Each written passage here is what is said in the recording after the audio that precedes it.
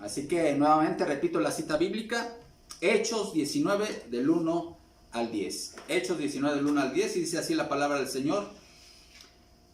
Aconteció que entre tanto que Apolos estaba en Corinto, Pablo, después de recorrer las regiones superiores, vino a Éfeso y hallando a ciertos discípulos les dijo, ¿recibisteis el Espíritu Santo cuando creísteis?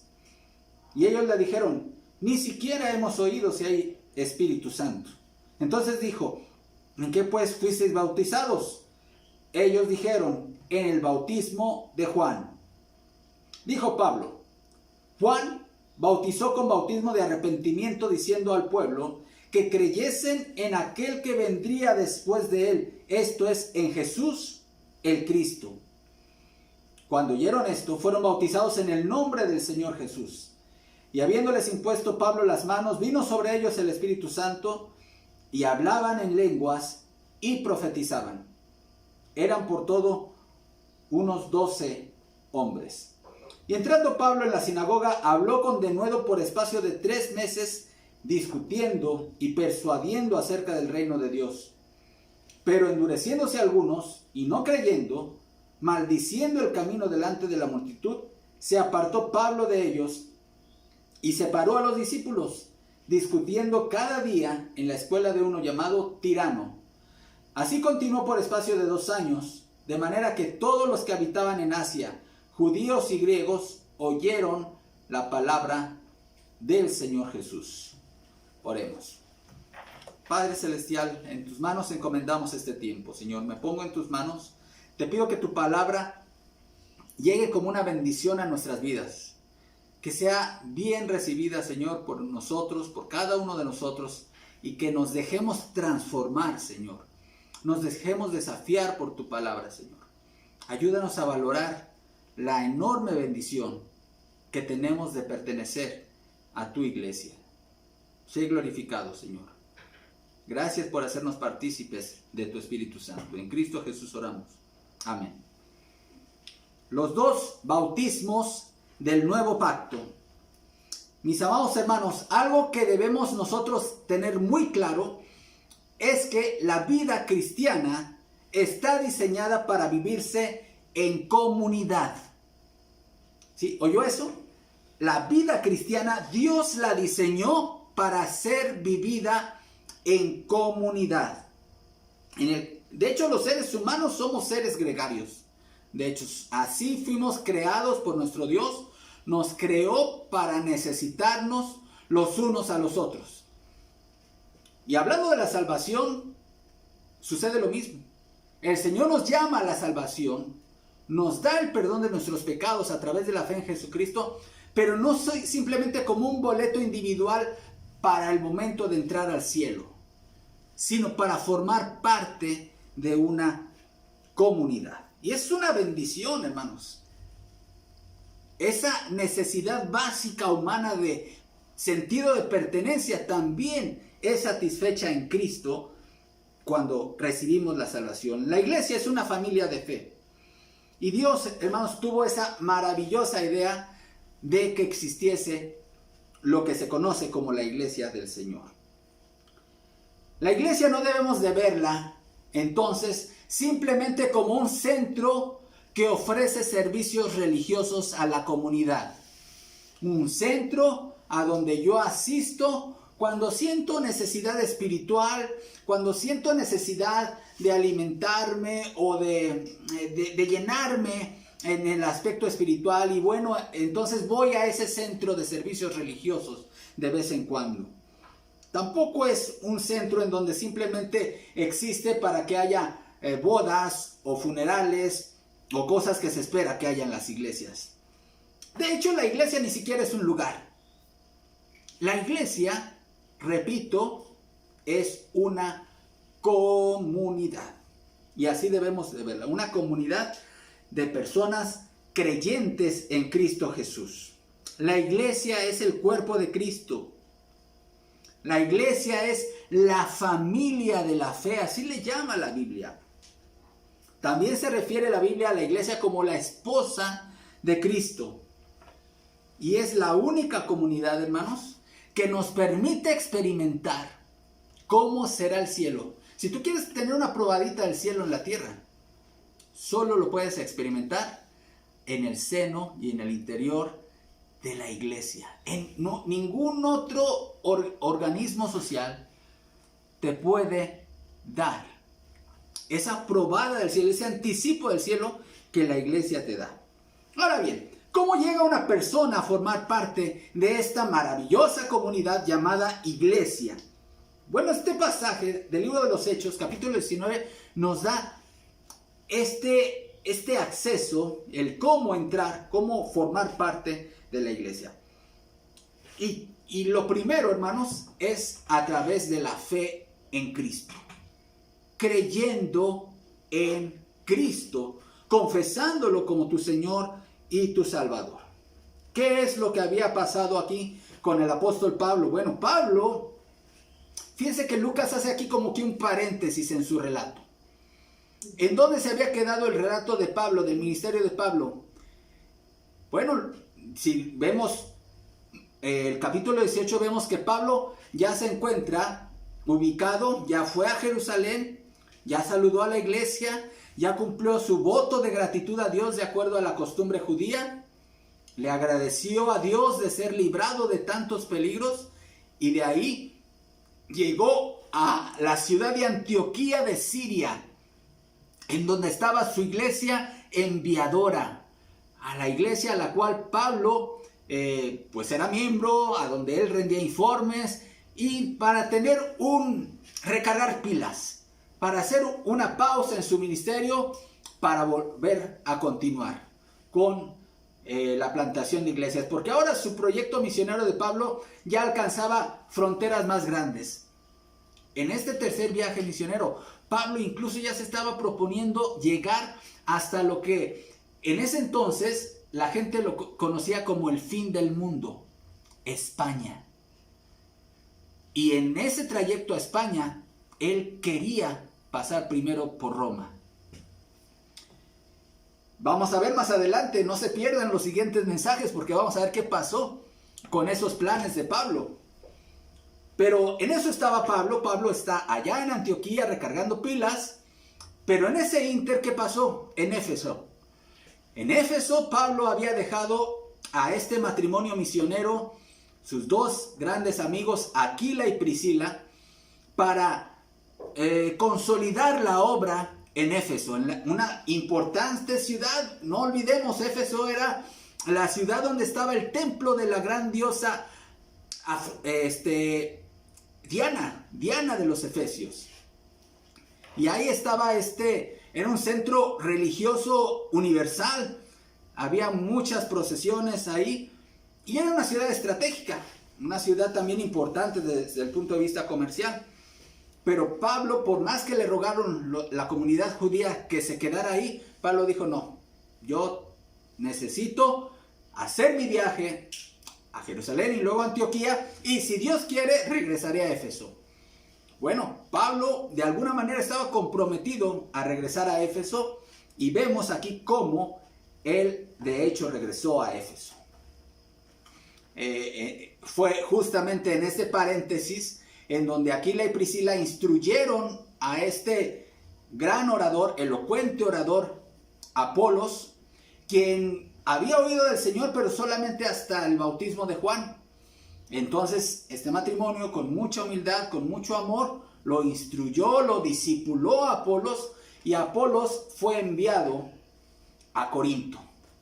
Inicia este pasaje diciendo que entre tanto que Apolos estaba en Corinto, Pablo, después de recorrer las regiones superiores, se refiere, mis amados hermanos, a las iglesias que él había fundado desde su primer viaje misionero, ¿sí? Ahí toda la región de Galacia, y luego ahí estamos en lo que hoy es el país de Turquía, para que tengamos todos mucha claridad. En este país de Turquía está recorriendo de este a oeste Pablo, y llega a la parte portuaria, a esta ciudad importante en Éfeso, en las márgenes del mar Egeo. Y ahí llega y dice que se encontró con unos discípulos. ¿Cómo identificó Pablo que eran discípulos?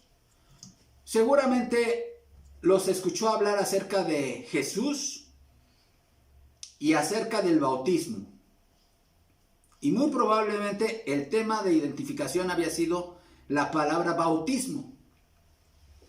Y esta palabra discípulos, hermanos, tenemos que tener en cuenta que no necesariamente estaba hablando de verdaderos creyentes, como más adelante lo veremos en el relato, sino de personas que se identificaban como gente reconocedora de Jesús como el Mesías.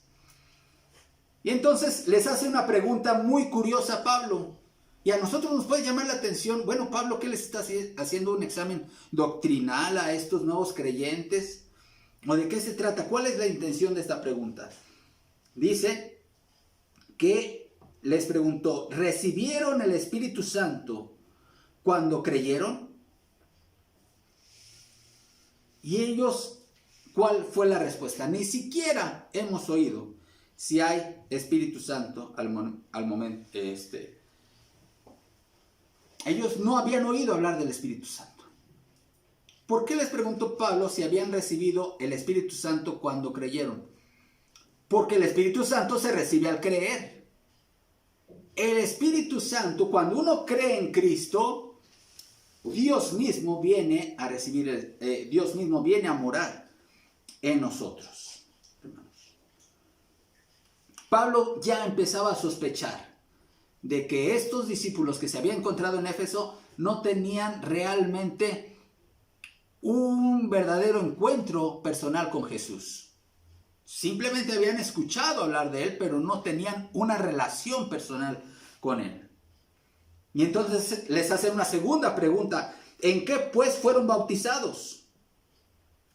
Pablo aquí no se está refiriendo al bautismo en el Espíritu Santo, sino que les está preguntando si ya habían recibido el bautismo cristiano. Y es que, hermanos, en el cristianismo existen dos bautismos.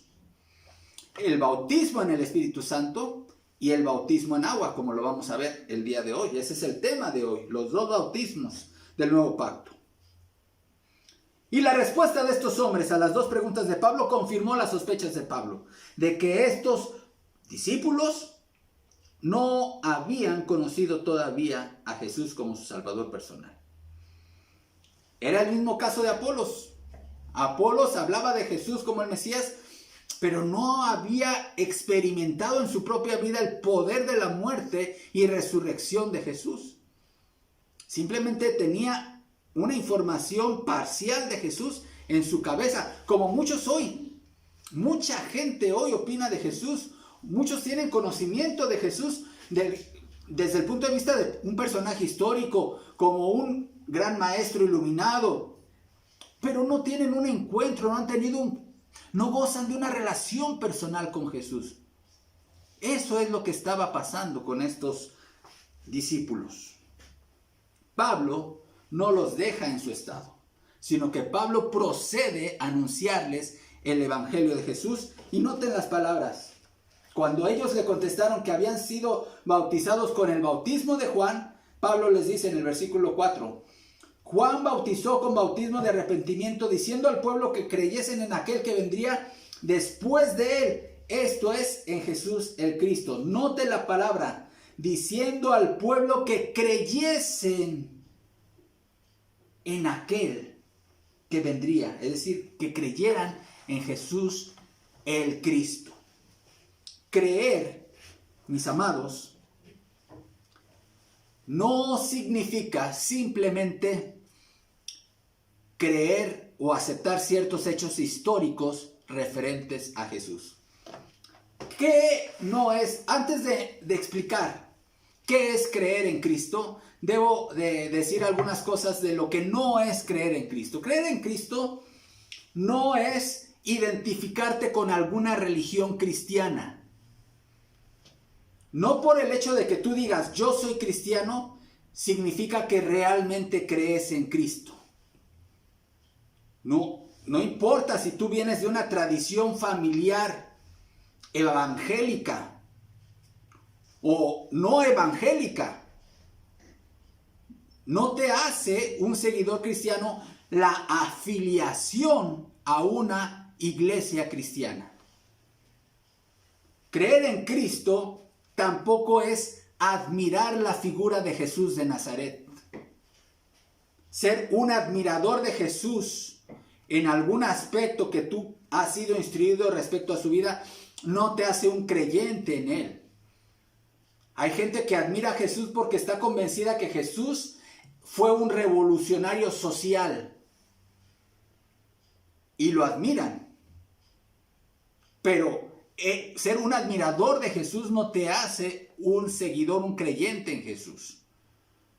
O admirar a Jesús como un gran maestro del amor o de la paz mundial, tampoco eso te convierte en un seguidor de Jesús. ¿Qué significa creer en Cristo? ¿A qué se refiere la Escritura cuando habla de creer en Jesús, el Mesías? Hay al menos, hermanos, 3 dimensiones que implica el hecho de creer en Jesús. Y la primera, de hecho, tiene que ver con algo que mucha gente se encuentra en ese primer nivel de creencia.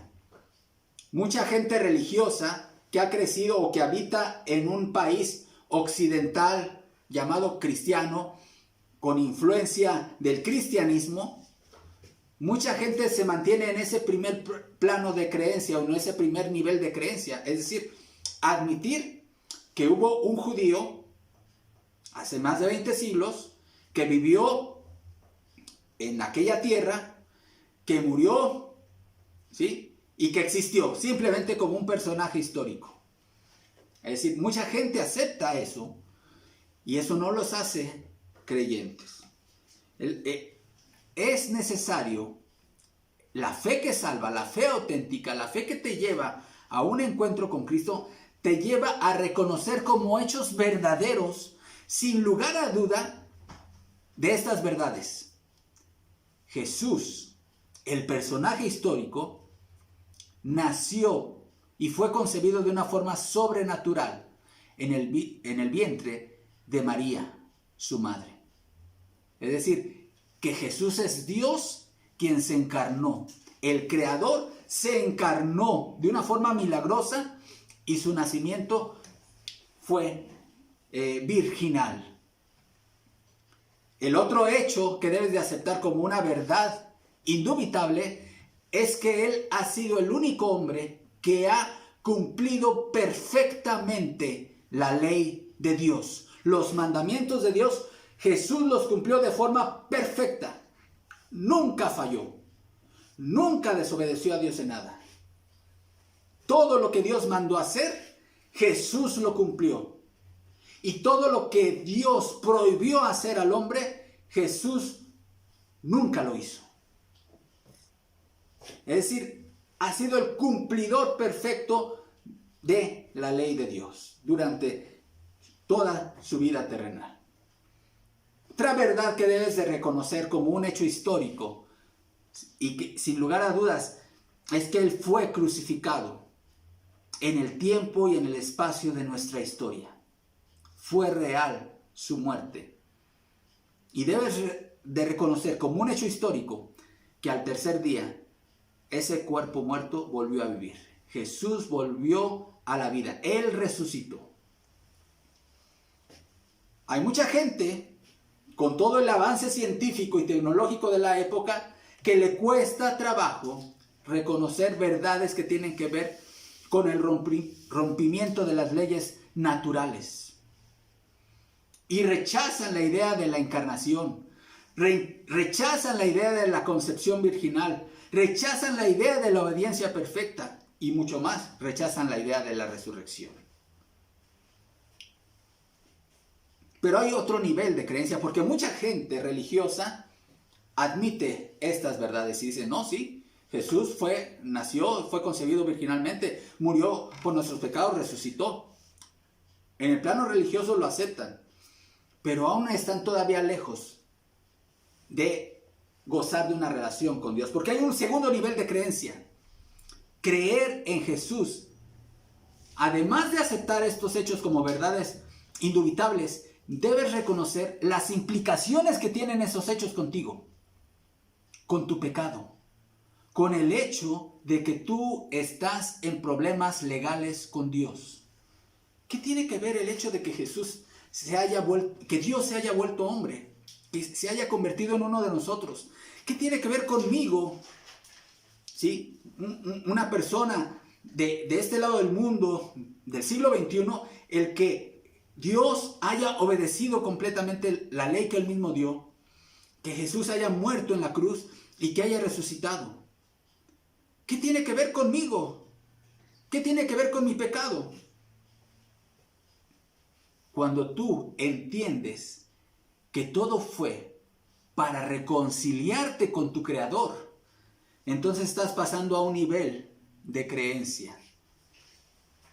Y el tercer nivel es el sometimiento, el rendir tu vida a Cristo como Señor y Salvador. Y decir, Señor, sí, efectivamente, soy pecador. Creo, no dudo en que tú viniste al mundo a vivir la vida que yo no he podido vivir. Y a morir la muerte que yo no he podido morir. Y a resucitar por mí. Todo lo hiciste por mí. Debido a mi pecado, para reconciliarme contigo. Entonces, mi respuesta es, me someto a ti y te confieso como mi Rey, como mi Señor y mi Salvador. Cuando una persona es guiada por el Espíritu de Dios a este nivel, a este punto, esta persona está creyendo en Cristo.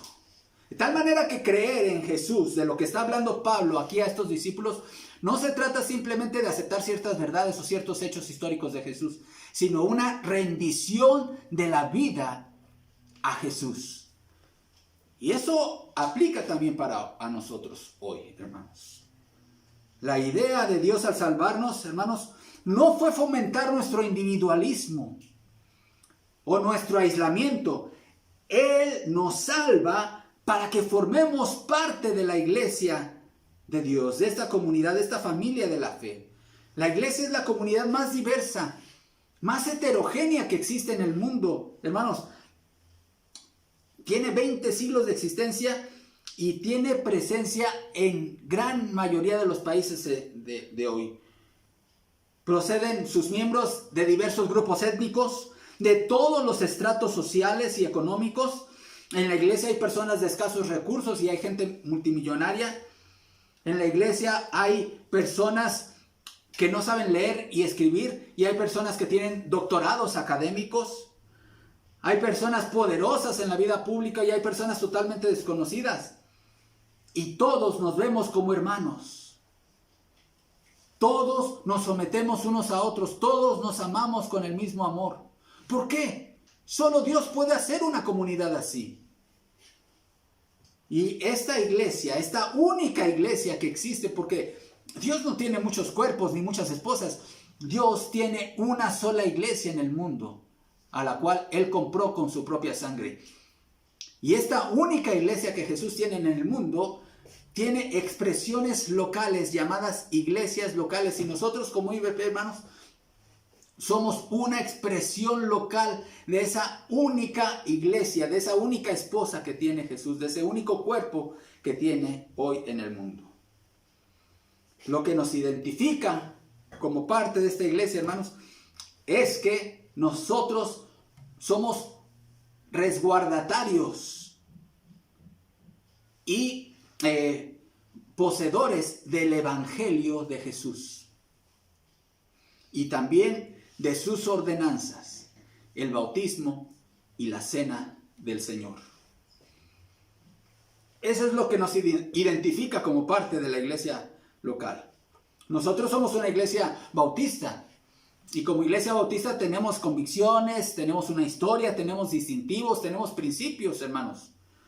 Y el hecho de que nosotros tengamos estas convicciones distintivas no nos impide reconocer que el reino de Dios, que la iglesia de Dios, existe incluso más allá de nuestras fronteras denominacionales, hermanos.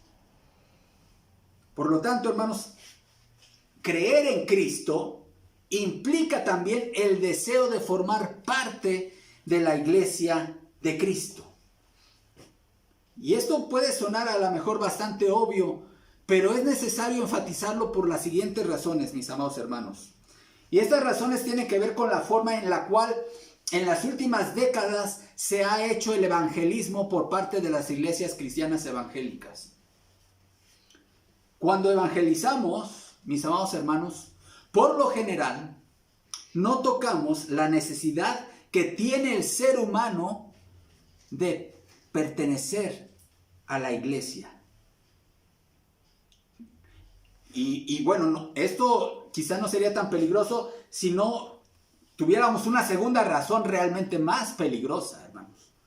Lo que es peor es que muchas estrategias de marketing nos han enseñado a enfatizar cuando predicamos o cuando evangelizamos que no estamos, usar frases como por ejemplo, Jesús no es religión, no te estoy predicando una religión.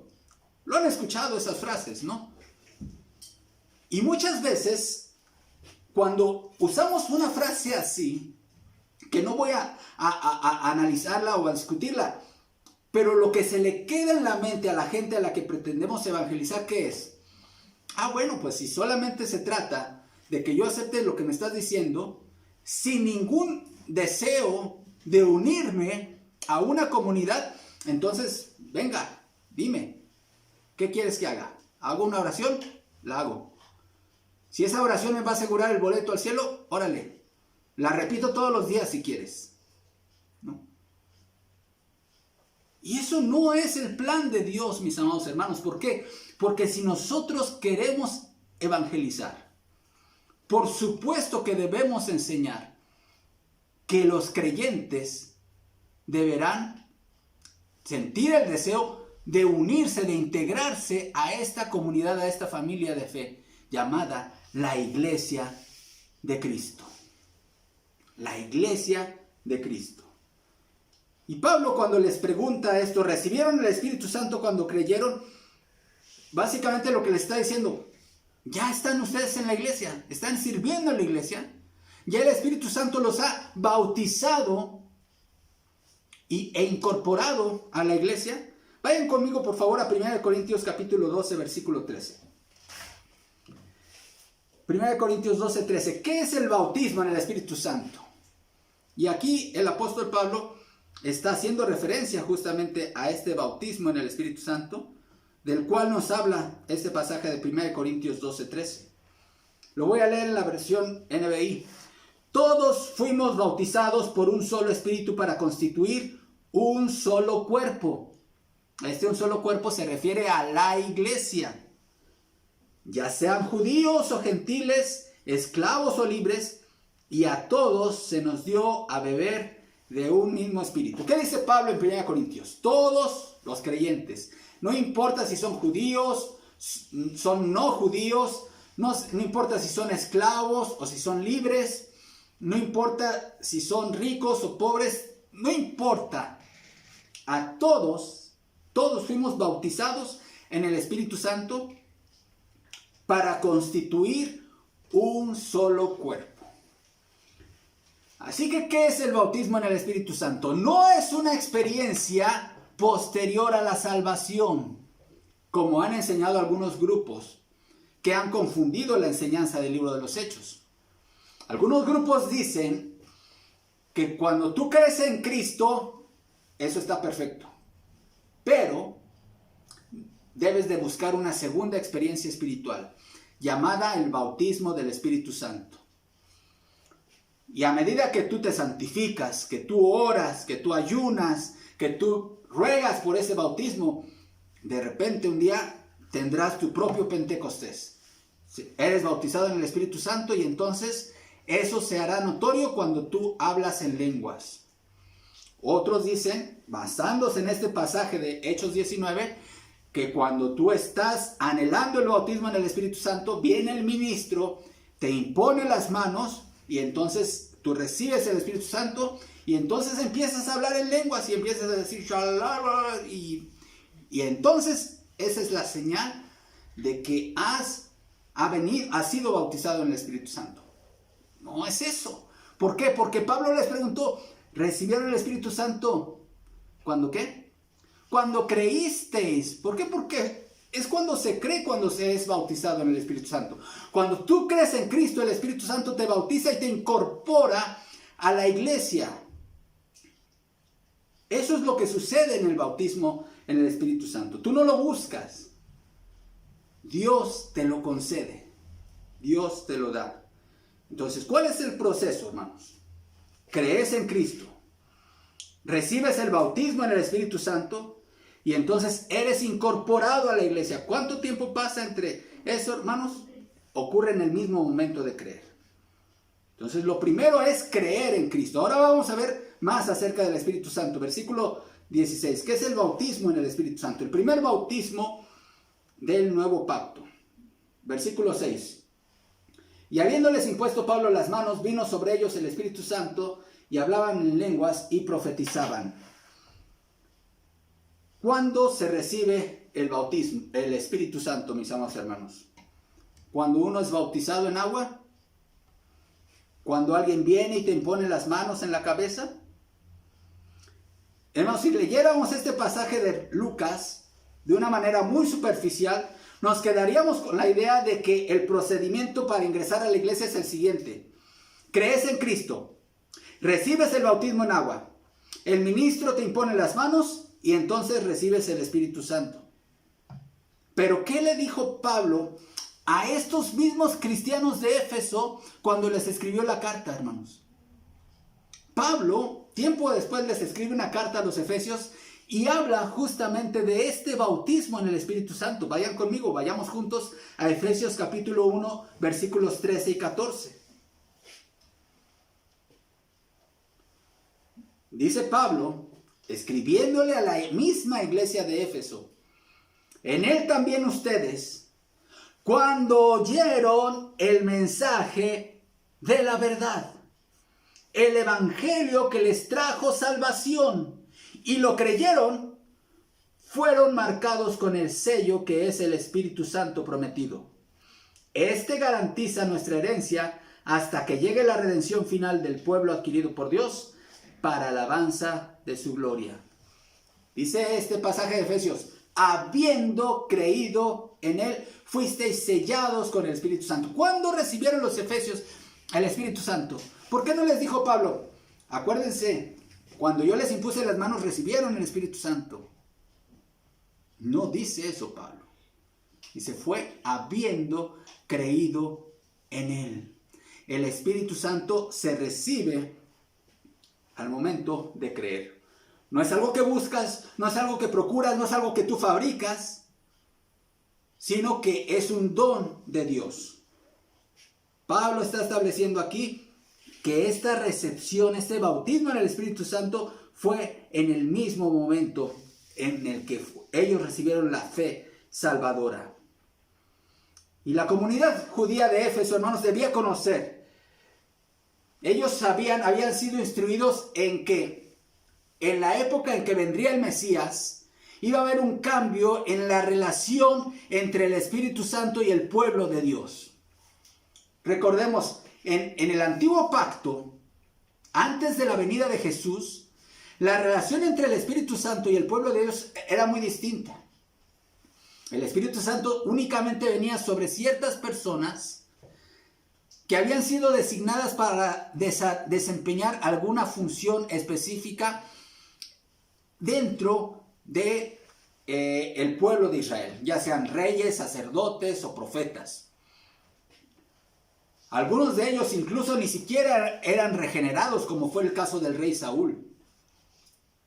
Venía el Espíritu Santo sobre ellos de una forma temporal. El Espíritu Santo podía alejarse de esa persona después. Por eso David, cuando pecó, cometió el pecado con Betsabé, en su oración de confesión en el Salmo 51 dice: Señor, y no quites de mí tu Santo Espíritu. ¿Por qué? Porque eso era una posibilidad en la relación que había entre el Espíritu Santo y el pueblo de Dios. Pero el profeta Joel, y vayamos conmigo Vayan conmigo, vayamos juntos a Joel 2:28. Dios le reveló a Joel que vendrían tiempos en que la relación entre el Espíritu Santo y el pueblo de Dios sería muy diferente. En los tiempos del Mesías, el Espíritu Santo no habitaría sobre ciertas personas elegidas, sino sobre toda carne. Joel 2:28. Y después de esto derramaré de mi espíritu, dice, sobre toda carne, y profetizarán vuestros hijos y vuestras hijas, vuestros ancianos soñarán sueños y vuestros jóvenes verán visiones. También sobre los siervos, es decir, sobre los esclavos y sobre las esclavas, derramaré mi espíritu en aquellos días. Los judíos sabían en la época de Pablo que una de las evidencias de que el Mesías había venido era el cumplimiento de esta profecía de Joel, el derramamiento general sobre toda carne del Espíritu Santo.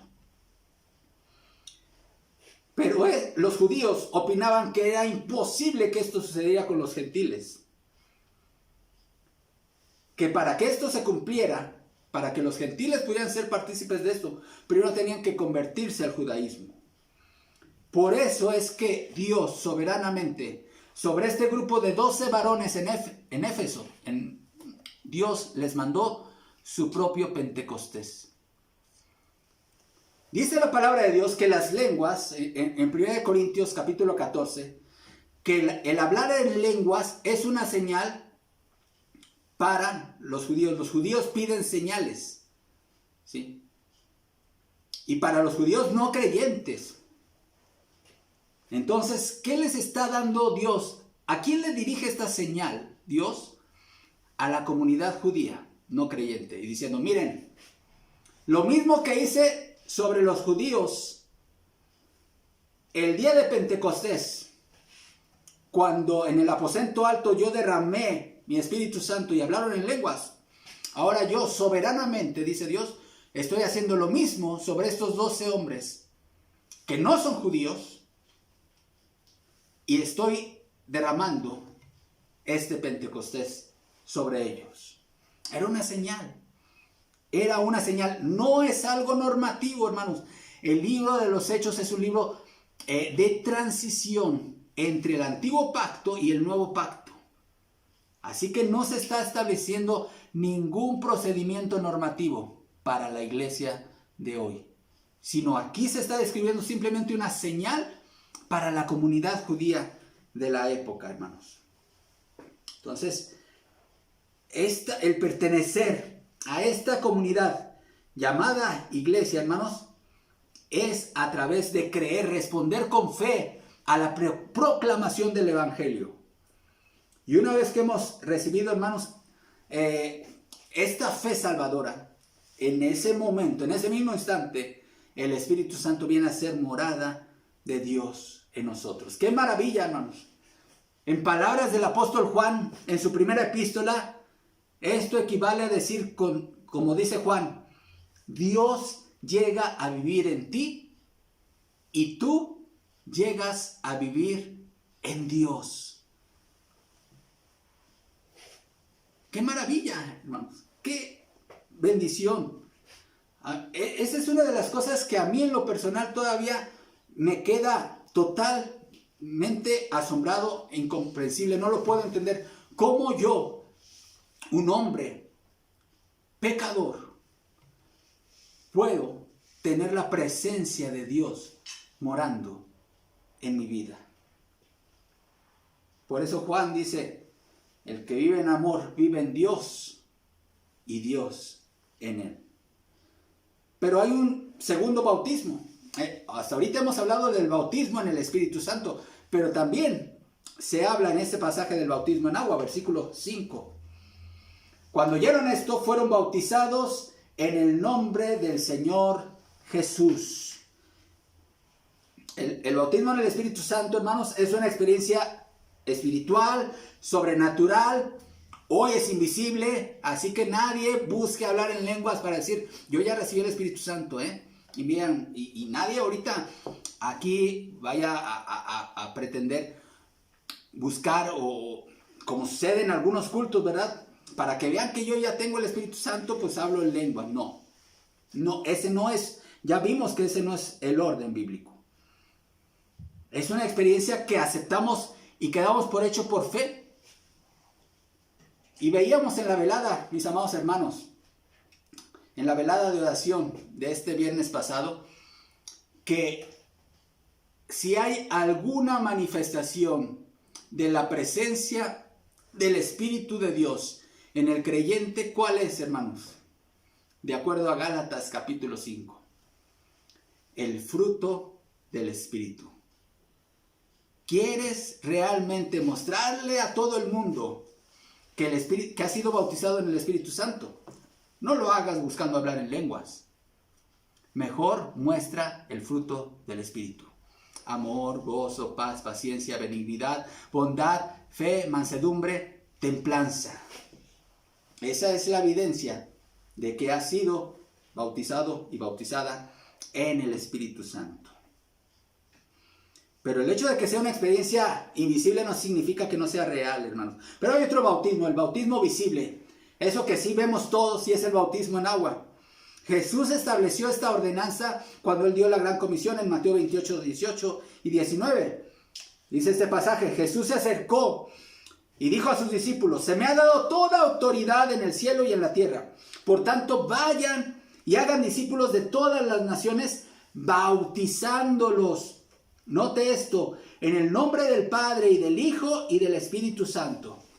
Ahora, ¿cómo mandó bautizar? ¿Cuál es la fórmula bautismal que Jesús ordenó? En el nombre del Padre y del Hijo y del Espíritu Santo. ¿Por qué? Porque Dios es un Dios trino. Creemos, hermanos, la Biblia dice y enseña que Dios existe en tres personas. Es un solo Dios, no creemos en tres dioses, no somos politeístas, somos monoteístas.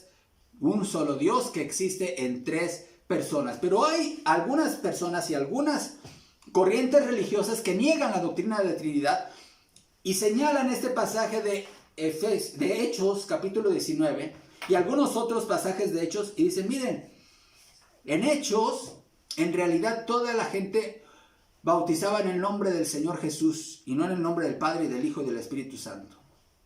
¿Con esto qué quieren afirmar? Que en realidad no existe la Trinidad. Pero ¿a qué se refiere cuando dice el pasaje en el capítulo 5 que fueron bautizados en el nombre del Señor Jesús? No se refiere a la fórmula bautismal, hermanos, sino que está estableciendo una diferencia entre el bautismo de Juan el Bautista, que no es el bautismo cristiano, y el bautismo que de hecho es el bautismo cristiano. Ellos no habían participado todavía del bautismo cristiano y entonces recibieron el bautismo y seguramente, como la historia lo marca, fueron bautizados bajo la fórmula ordenada por Jesús en el nombre del Padre y del Hijo y del Espíritu Santo. Bautizar a alguien, hermanos, en la antigüedad sí tiene raíces en el judaísmo, porque cuando alguien que no era judío quería unirse a la comunidad judía o abrazar la religión judía, era sometido a un bautismo, el tevilá, que todavía le llaman un ritual de purificación. Nosotros podemos ver en la ley de Moisés en el Antiguo Testamento algunos indicios de estos rituales de purificación en donde se sumergían en agua las copas o algunos instrumentos del templo para indicar la purificación, o cuando el sacerdote era bañado después de haber estado, o cuando alguien había estado en contacto, por ejemplo, con un cuerpo muerto que le impedía incorporarse a la adoración a Dios, tenía que ser sometido a algún ritual de purificación. Entonces, cuando Juan el Bautista aparece bautizando a la gente y llamando incluso a mismos judíos, ellos entendían que el ser bautizado por Juan el Bautista implicaba renunciar al pecado, arrepentirse y un compromiso con Dios. Pero ese no era el bautismo cristiano. El bautismo cristiano fue el que estableció Jesús y que ya leímos ahorita en el capítulo 28 de Mateo. De este bautismo no habían participado estos 12 hombres en Éfeso. Así que el bautismo cristiano, nosotros entendemos que es una proclamación, un testimonio al mundo, en donde tú dices al mundo que ahora perteneces a Jesús, que ahora eres de Cristo. Por eso nosotros tenemos la convicción, hermanos, como pueblo bautista, de que el bautismo debe ser efectuado a personas creyentes en Cristo Jesús, a personas que son capaces de hacer una profesión de fe pública en Cristo. Nosotros no creemos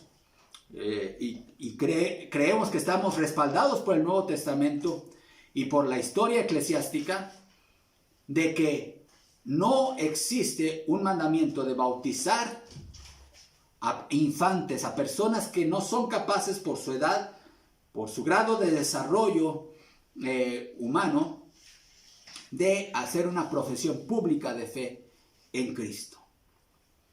Sin embargo, cuando el pequeño ya ha crecido y ya ha adquirido cierto grado de conciencia de sí mismo y cierto grado de conciencia de su estado pecaminoso, y no importa su edad, si él ya, su edad, ya sea un preescolar o un escolar, es capaz de reconocer que es pecador y de entender que Cristo murió por sus pecados y de creer en Cristo y de hacer una profesión pública de fe en Cristo, no hay problema en bautizarlo.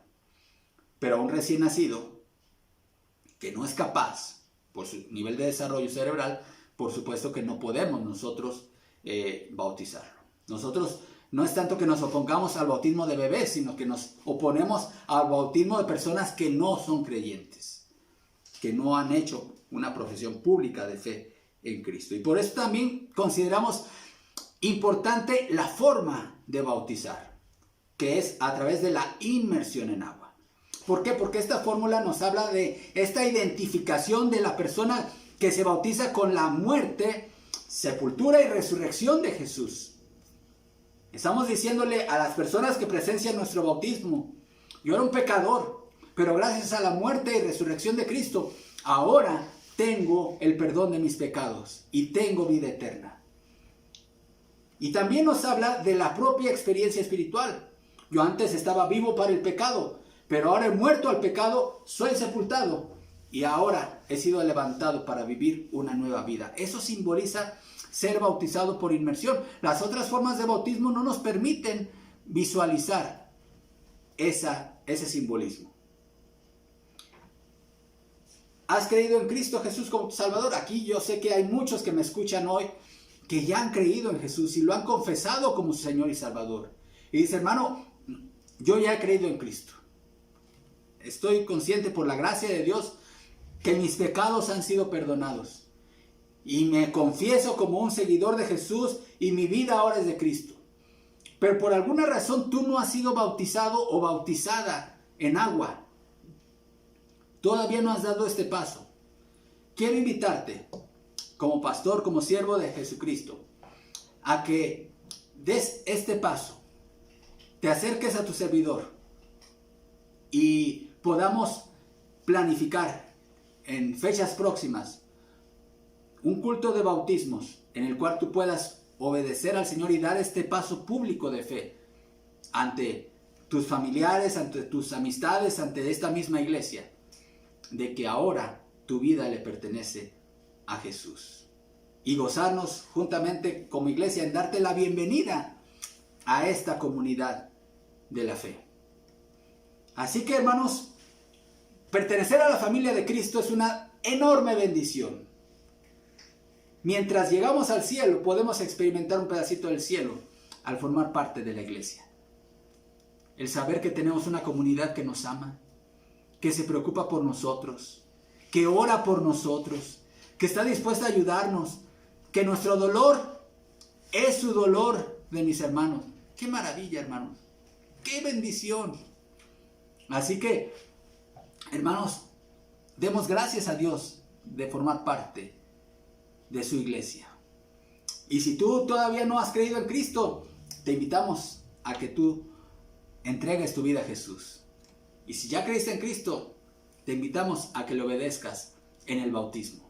Esta iglesia está para servirte en poder cumplir este deseo de tu corazón. Oremos. Padre, gracias te damos, Señor, por la gran bendición de pertenecer a tu iglesia. Te damos gracias, Señor, por el hecho de haber recibido el bautismo en el Espíritu Santo en el momento de haber creído en ti. Gracias por esa fe salvadora que nos has dado. Pero también te damos gracias de pertenecer a la iglesia local, esta comunidad de hermanos que nos une la misma fe, la misma doctrina, Señor, pero también el mismo amor. Señor, bendice tu iglesia. Ayúdanos, Señor, a seguir sirviéndonos unos a otros. Rogamos, Padre, que las familias que están pasando por pruebas en este momento, Señor, tú traigas fortaleza y consuelo en sus corazones. Y mandes sanidad a los hogares que así lo requieren, Padre. Te lo pedimos y suplicamos en Cristo Jesús. Amén. Que el Señor les bendiga, mis amados hermanos.